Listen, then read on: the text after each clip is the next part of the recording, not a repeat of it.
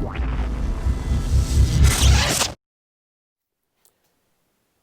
going on, guys? Jeff back with another What's in the Shop. Well, I have no idea what the date or time is. I've completely checked out of everything, so I just figured I'd swing down here, take my mind off everything, and do a nice What's in the Shop. It's been a minute since I've done one, the last one being the sabotage of Spy Island. I followed up that short I released on Thanksgiving with the show and tell of all the figures and gear that I had in that. So, this is what I've got today. Quite a bit of stuff. Big hodgepodge. Some cool stuff I've got going on. Some projects I might have in the future. Some funny stuff. And, of course, some reading materials. And some miscellaneous stuff. So, we'll go ahead and pause the video. We'll start off a little show and tell. And we'll just move through all this. Hope you guys enjoy it. First things first. I was born in the 70s, grew up in the 80s. In 1982, my sister brought home an X-Men comic, and I was introduced to Wolverine for the first time. And he, for probably the next 20 years, was one of my favorite comic book characters. I quit reading it a few years back. Just didn't like the right way or the direction Marvel was going with a lot of their characters. But I gotta tell you, I recently revisited Wolverine with this Black, White, and Blood comic. I've got first two issues, and this is a really badass comic. Can't say enough about it. It's like an anthology comic where there's a bunch of short stories by different creators, writers, and artists. It's great. I read the first issue, and I'm like, I made a great choice. So if you're a comic book fan and you've read this, great. If you're a Wolverine fan and you've taken a break from it like me for a while, I definitely recommend getting back into it with this comic.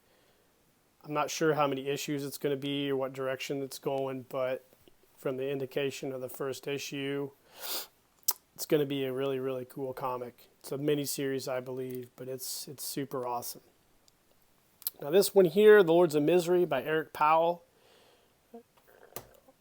Writer, artist, creator of The Goon. I don't know if anybody's been familiar with that comic. It was one of my favorite comics for about a decade in the 2000s. I met him at a Comic-Con, super cool dude. I think we're close to the same age. He's from around Tennessee. I took a break from his books because he took a break from his books for a while. I used to follow him on social media, and he went absolutely nuts during the last election. So I kind of lost track of him, but he's never stopped being a super dope creator. Great writer, great artist. So I got back into his Goon books with this one. This is a great comic, a really cool short story. Introduces a couple new characters. I like this a lot. If you're a fan of the Goon, if you're a fan of like a noir kind of pulp style stories that have a little bit of comedy and some edgy art, this is the one for you. So Eric Powell's a cool dude. A little nutty sometimes, in my opinion, but a great creator. So these are two books I highly recommend. Check it out if you're comic book people. All right, so you probably saw my review of the Die Rugger 15 or 1984 Vehicle Voltron figure. This is him again. Super cool figure. I like him. Look forward to taking him to my office and displaying him next to my Super 7 Voltron 5 Lions figure. It's cool. Nice knockoff. Kudos to China. This guy here is my Star Wars Black Series Mandalorian in full Beskar. I pre-ordered this from Hasbro Pulse one day. It came over my notifications and it was up for pre-order. Pulled the trigger on him. I really like this figure. I don't have a lot of the Black Series 3 3/4 figures, or Black Series for that matter of the 6-inch size as well. I don't have a lot of those. Maybe a couple in addition to this one. This is a really cool figure. He's got his nice pulse rifle, jetpack, nicely made. Definitely, if you're looking at Black Series figures and you don't own this one, this is a cool one to have. I'm a really big fan of The Mandalorian, as most of you guys know. I ordered the Razor Crest ship from Hasbro Pulse. I sold off some of my other collectibles to crowdfund that. And when they blew that thing up in that one episode, my heart about sank because I dropped about $370 to crowdfund that, and then they blow it. Then they blow it up a few episodes later, and I was like, "Are you effing kidding me right now?" You know. But anyway, it is what it is. It's going to be a cool ship. It's too bad it's gone. It was a short-lived ship, so it won't take away from the collectible value of it. But anyway, these are cool figures. They'll go, obviously, to my desk at work where nobody will ever see them because we're not there, except for me when I go in from time to time. So, 1984 vehicle Voltron and my Black Series Mando figure. So I picked this up back when Toys R Us went out of business.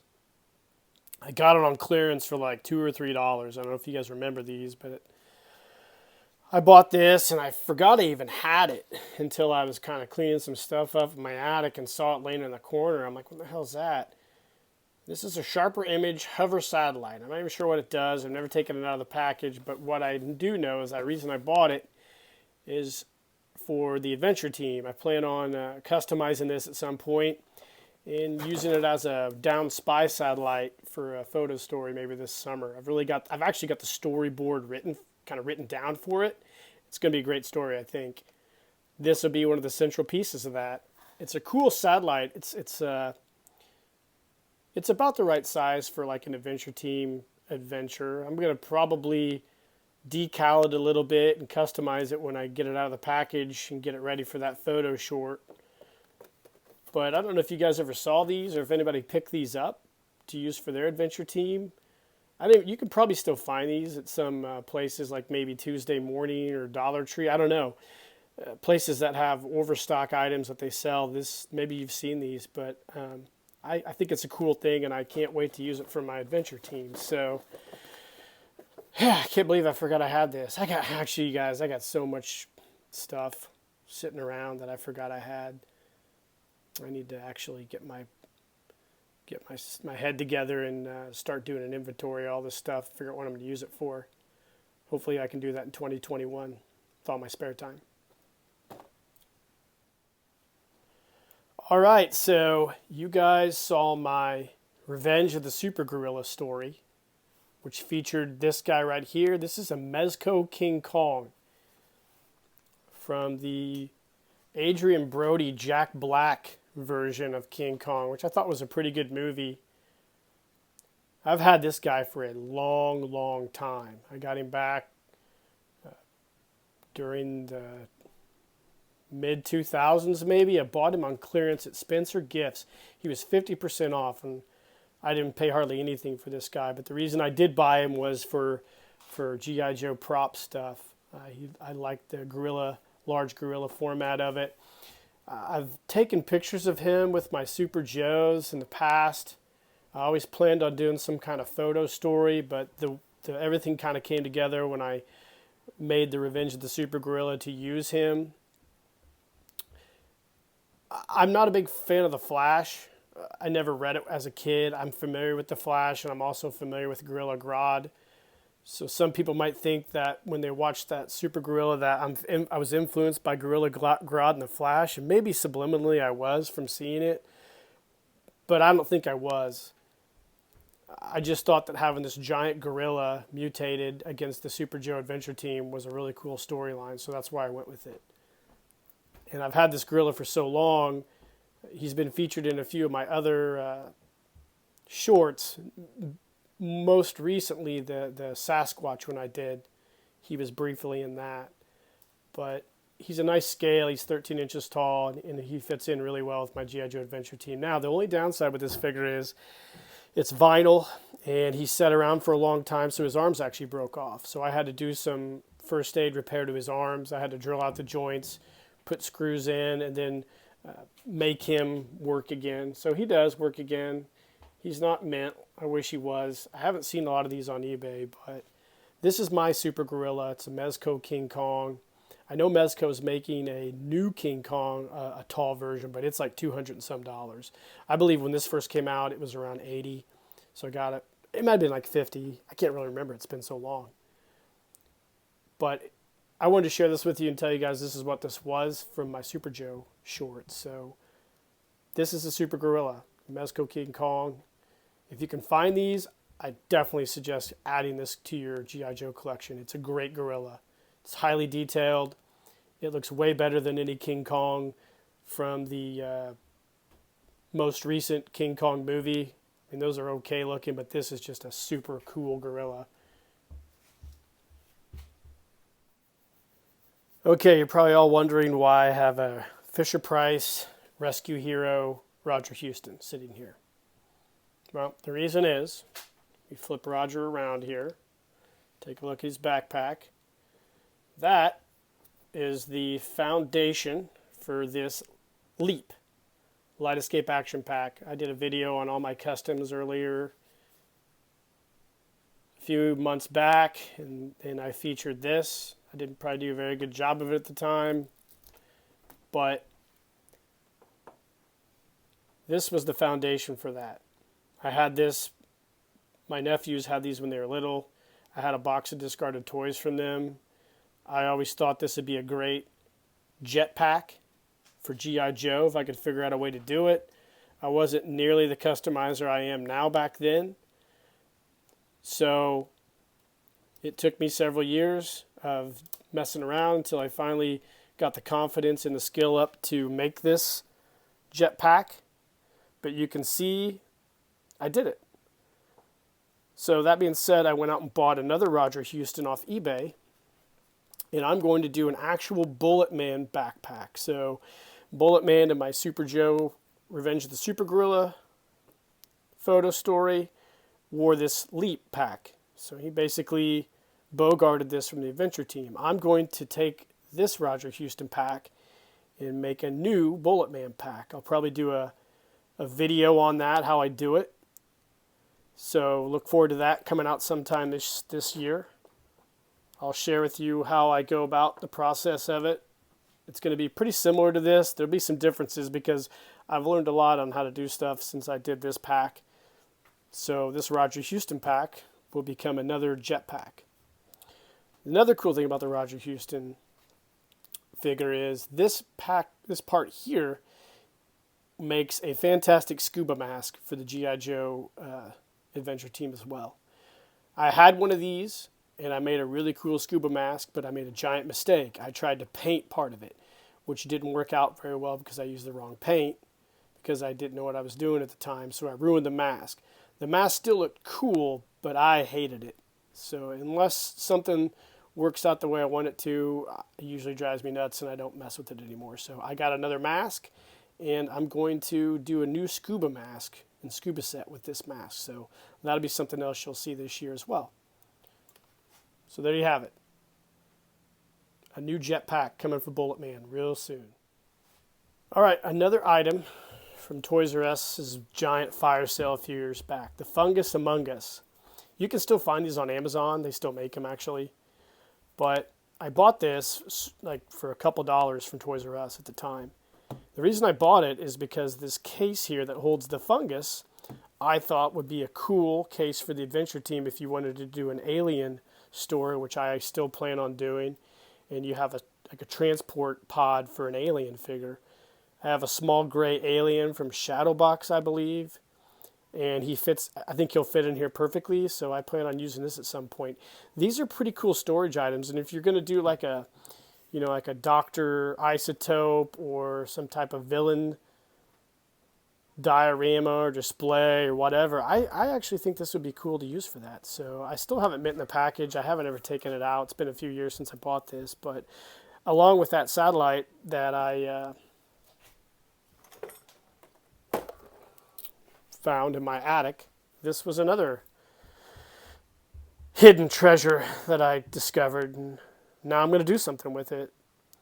So I'd check it out. The Fungus Among Us, you can find them. They're like these are like $16 or so, I think, still on Amazon, but you'd probably be able to find them cheaper. But I thought it's a pretty cool item to use for your G.I. Joe adventure team. So check that out. Okay, so I think you're all familiar with some of my other videos that I buy fabric from Spoonflower. I only buy fabric from Spoonflower though when it's on sale. When fat quarters are on sale, I'll buy fabric. I'm not going to pay their normal prices. Sorry, Spoonflower, if you're offended by that, but it's pretty expensive. I was screwed around the other day. I don't know if you guys are familiar with a oceanographer named Ocean Ramsey. She's the good-looking blonde girl who swims with great white sharks. She has a cool tiger skin diving suit. I've wanted to get some 6-scale tiger skin pattern for a while, but I finally found a lady on Spoonflower who had it. I emailed her, and she actually scaled it down to 1/6 for me, and I bought a fat quarter of it over the holidays when it was on sale. What I plan on doing with this particular fabric is making some tiger skin shorts and trunks for some scuba suits or sets that I'm working on that I plan on selling later on this year when I start making a lot of stuff again. I've got plans to do that if the world doesn't end. So I've got this cool fabric. It's like I said, it's a tiger skin pattern, and I think it'll be really cool scuba suits for the adventure team. Now, I'm going to get a hold of Kathy at Quartermaster Customs. So Kathy, if you're watching this by some chance, I'm going to reach out to you real soon and see how you feel about trying to do a scuba suit. Trying to get this in a lycra or a flexible type fabric, and maybe doing a spandex type scuba suit of this particular fabric, or I'm sorry, pattern. So that would be cool. That's something I might do late this year or maybe next year, depending on how everything goes this year with some of my other projects. So I wanted to share this with you though. My wife is currently learning how to sew shorts from my mom. And when she gets that done and perfected, we'll make some of these shorts for some scuba sets, which I have coming. And who knows, maybe I will use this mask here and make a pretty dope scuba set with some of this tiger skin print. So that's cool. I wanted to share that with you as well. Next, I recently acquired a Super Joe figure. I've been wanting one of these for a while. They've been kind of pricey. I found one, the price was right. He had everything I needed to put him back together. I found a site on Shapeways where the guy makes reproduction parts for the joints on this guy. And I ordered them. So as you're watching this video, I probably already have them. But I'm going to do a video on how I do this figure. That's one of the videos I have planned for this winter / early spring, is a restoration of a vintage actual G.I. Joe Super Joe. So I actually took some time with this guy and did some experimental things to him to make sure that what I wanted to do was going to work, and it has so far. So I'm excited to share with you how I restore this figure. Pretty controversial line of G.I. Joe. Some people love this. Some people think it sucks. I'm indifferent. I love all incarnations of G.I. Joe. So, whatever. I'm going to restore this guy and do a cool video. So be looking out for that. I would be remiss if I didn't address Chinese democracy, which is what I'm calling Godzilla now. I hope he gets done sometime. I'm still waiting on parts. I really want to restore this guy. I was excited when I first got it, but the current situation we're in, everybody's got issues and everybody's behind on stuff. Shit, I have a Toyota Land Cruiser, 94 Land Cruiser, one of my personal vehicles, that's been in the shop for almost 4 months now because my mechanic's waiting on a part. So I don't know which is going to get finished first, my Land Cruiser or Godzilla. But I guess we'll just wait and see. I still want to do a video restoring this guy. Who knows? We might get it by 2024. So he'll be finished sometime. Okay. Lastly, this is what I really wanted to share with everybody in this What's in the Shop. If you watched my Die Rugger video, I mentioned in there that you can find some really cool things that come out of China. But at the same time, you can find some really big duds. And I'm probably going to get some dislikes on this video after I say this, but this is all in joking. It's freaking ridiculous that I have to preface that on this video by even saying that, but this is a joke. But the second worst thing to come out of China besides COVID is this knockoff Boba Fett helmet that I got. So over Thanksgiving on Facebook, I was bombarded with these Black Series Boba Fett ads. You could get a Black Series Boba Fett for like 80% off. And I knew going into it that I was going to get ripped off. But I couldn't help myself. I'd had a couple beers. I was feeling good about the holidays. I was in the holiday mood. So I went ahead and pulled the trigger and bought this helmet. A Black Series electronic helmet was what the ad said. And the minute I hit pay on PayPal, I instantly felt that regret. But that didn't stop me from having hope, because I like to have hope, even in the darkest times. You know how Boba Fett emerged from that Sarlacc pit and resurrected my love for him in The Mandalorian? Well, I thought I could get this Black Series helmet for nothing. And even if it was a knockoff like the Die Rugger, I was still going to be happy with it. Well, that was not the case. This is the piece of trash that came in the mail. It's a vinyl, not even vinyl, it's a rubber freaking Halloween mask. This is the farthest thing from an electronic helmet I've ever seen in my freaking life. Hell, even the face shield was busted. This thing came wadded up in a freaking bubble envelope. And I had to laugh. I didn't know what to think. I just had to laugh. My heart sunk a little bit, but I knew I was going to get burnt. The goofy rangefinder comes out of here. It's rubber. It's crap too. And yeah, I got burnt. I knowingly got burnt. It's like when you're a kid and you're checking out the burner on the stove and you know it's hot, but you're like, I wonder what it feels like. So you burn your finger. This was me. A 46-year-old man fell for this. Well, I was 45 at the time. Fell for this piece of trash. I'm going to keep it as a reminder. Because this thing is pure crap.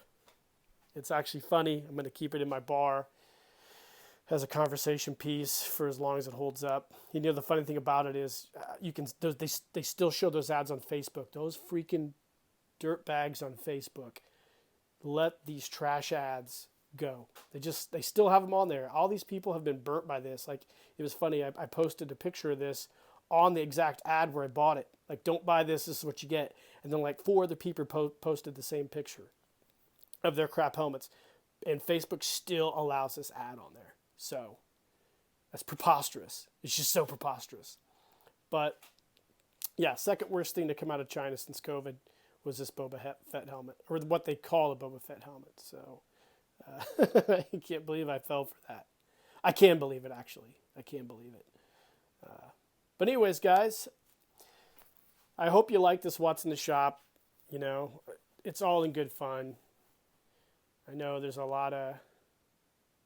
It's a real bizarre time right now. 2021's starting off with a bang. So I hope everybody's really doing well out there. I look forward to a lot of you guys' comments and likes and subscribes on this channel. I mean, I think I'm up to 271 people now. So a couple sites that I know have started up.